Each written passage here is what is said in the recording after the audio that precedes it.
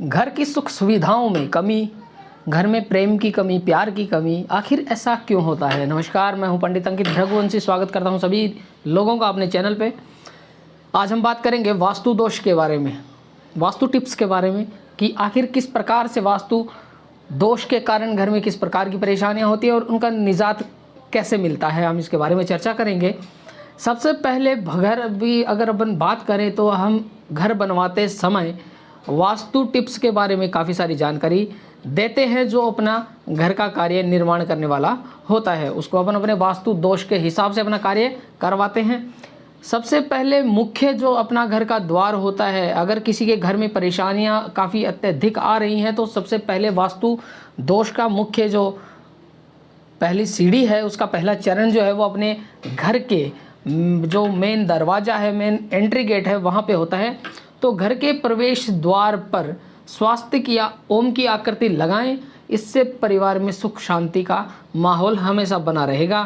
एवं घर की पूर्वोत्तर दीवार में जो पूर्वोत्तर दिशा है अपने घर की, उस पूर्वोत्तर दिशा में एक पानी से भरा हुआ कलश रखना चाहिए। इससे हमें सुख समृद्धि की प्राप्ति होती है।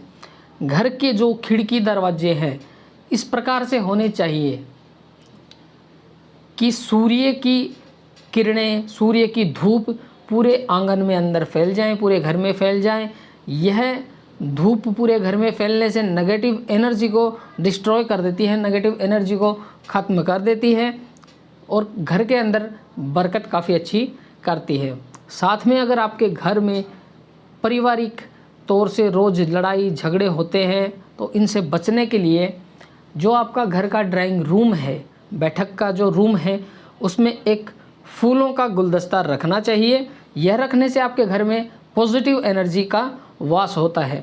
साथ ही काफ़ी लोगों के घर में रसोई घर में देव स्थान होता है। देवी एवं देवताओं की पूजा के लिए जो मंदिर होता है वह काफ़ी लोगों के घर में रसोई घर में होता है। तो यह अशुभ है। घर के अंदर, रसोई घर के अंदर कभी भी देव स्थान की स्थापना नहीं करनी चाहिए, किसी मंदिर की पूजा नहीं करनी चाहिए। इससे आपके घर के अंदर सुख समृद्धि का वास खत्म होता है एवं नेगेटिव एनर्जी आपके घर में एंटर करती है।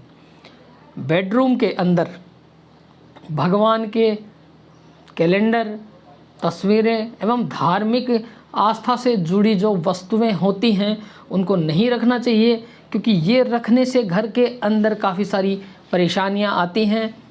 बेडरूम की दीवारों पे काफ़ी सारे पोस्टर्स लगाए हुए रहते हैं देवी देवताओं के, तो वो भी अपने बेडरूम के अंदर नहीं होने चाहिए, क्योंकि यह हमें प्रतिकूल प्रभाव की ओर लेके जाते हैं, अनुकूल प्रभाव हमें नहीं देते, जिससे हमारी परेशानियों का जो रास्ता है वो काफ़ी बढ़ जाता है। हमें परेशानियां ही परेशानियां उस रास्ते में मिलती हैं।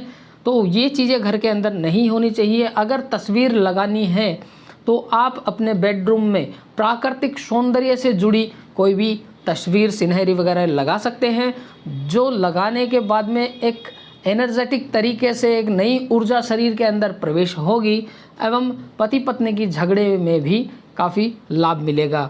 बेडरूम के वास्तु दोष की मैं आगे बात करता हूँ। तो अगर किसी के बेडरूम के अंदर, ख़ास तौर पे अगर आपका जो बेडरूम है उसके अंदर शीशा लगा हुआ है तो वह नहीं होना चाहिए, क्योंकि बेडरूम के अंदर शीशा होने से उसका प्रतिबिंब, बेड का जो प्रतिबिंब है वो शीशे में दिखाई देता है। तो इसके प्रभाव से पति पत्नी के बीच में मधुर संबंध स्थापित नहीं हो पाते। पति या पत्नी दोनों में से एक इंसान, एक जातक हमेशा परेशान रहता है, उसको बीमारियों ने जकड़ा हुआ रहता है। तो ऐसे में वह उसमें नहीं होना चाहिए। ख़ास तौर पे जब वह शीशा होता है तो पैसों की तंगी की वजह से घर में परेशानियां होती हैं। अगर आप अपने बेडरूम में कुछ लगाना चाहते हो, कुछ अट्रैक्टिव उसको दिखाना चाहते हो, तो अपने बेडरूम में मैड्रिन बतख का जोड़ा जो है उनकी आप मूर्ति रखनी वहाँ चाहिए, उसकी लगा सकते हो। वह आपको काफ़ी एनर्जी जो है वो देगा। इससे काफ़ी परेशानियाँ ठीक हो सकती हैं। फिर फेंग शुई ने कहा था कि फेंग शुई की जो बुक है उसके अनुसार कहा गया है, अगर संभव हो तो बेडरूम के अंदर दर्पण बिल्कुल नहीं लगाए। फेंग शुई ने भी यही कहा था कि उसमें दर्पण बिल्कुल ना लगाएं, इससे स्वास्थ्य भी आपका खराब हो सकता है। आगे मुझसे जुड़े रहिएगा। अगर किसी भी प्रकार की इन समस्याओं से ग्रसित हो तो आप मुझसे संपर्क करके पूछ सकते हो। वास्तु टिप्स के बारे में अगर आपको जानकारी चाहिए तो आप मुझसे संपर्क कर सकते हो। जय माता दी, जय महाकाल।